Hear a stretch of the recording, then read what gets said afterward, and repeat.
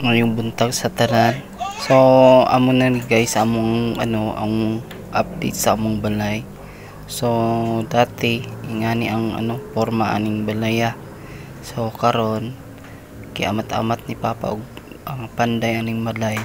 So nahorman na siya so pisan kayo akong asawa.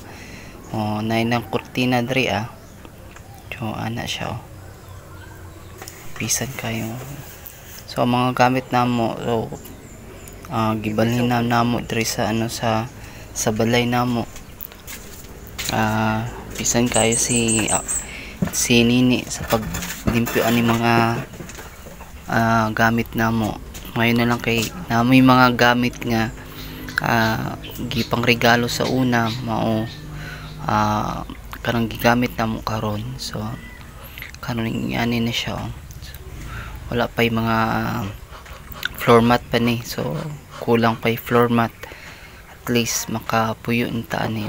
Wala pa yung dingding ang uban. So pero si papa salamat mi kay siya lang gud ang naga-atiman og aning balaya. So kana giri pang tanggal na ko mga sang sa ganit tawag anay isang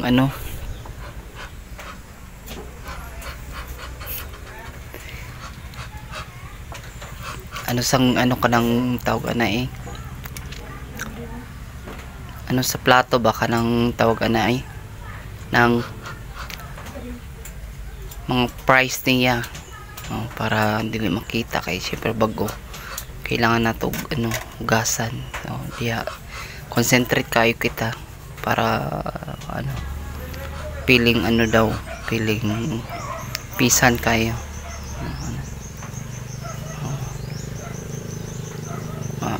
Ang mga gipanggamit namo nga mga plato diri kato mga gipang Christmas namo gipang Christmas nila sa moa.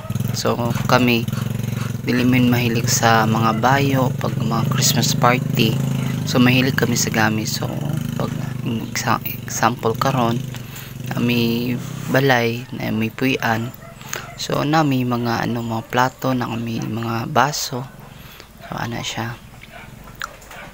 So naglingi-lingi ko kay medyo saba man gud kay dagan mga tao diha sa pikas, may mga iro hindi maano sa video.